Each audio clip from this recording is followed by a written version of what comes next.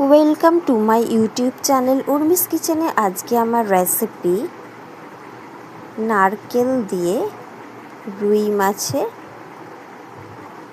Recipe. রুই নারকেল, রুই মাছ দিয়ে নারকেলের এই রেসিপি বানানোর জন্য আমি এখানে রুই মাছ ধুয়ে নিয়েছি, ভালো করে নুন মাখিয়ে রেখে দিয়েছি।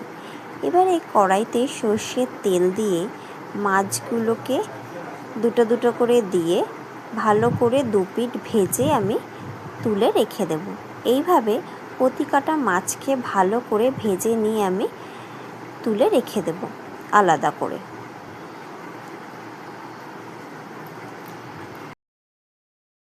প্রতিটা মাছ আমার ভাজা হয়ে গেছে ভালোভাবে।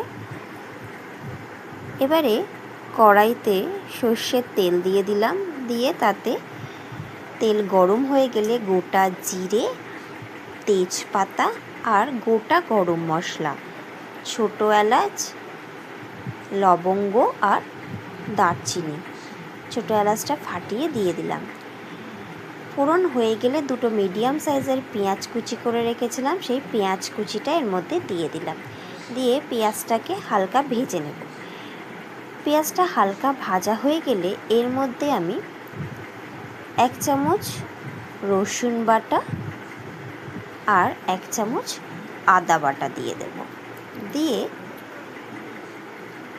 আবারও আমি এই তেলের মধ্যেই পেঁয়াজের সাথে আদা রসুনটাকে ভেজে নেব। ভালো মতন ভাজা হয়ে গেছে।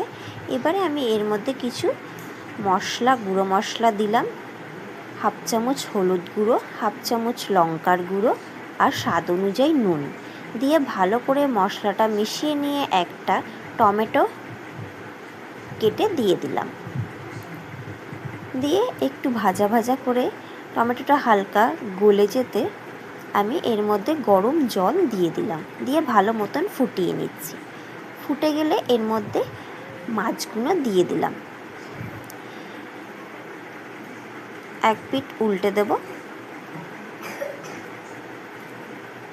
দুটো কাঁচা লঙ্কা চিড়ে দিয়ে দিলাম, স্বাদ অনুযায়ী চিনি দিয়ে দিলাম, 1/2 চামচ গরম মশলার গুঁড়ো দিয়ে দিলাম। মাছগুলো ভালো করে ফুটে গেলে এর মধ্যে আমি ওপর দিয়ে নারকেল কোড়া দিয়ে দিলাম। এই রেসিপিটা খেতে খুবই ভালো হয়।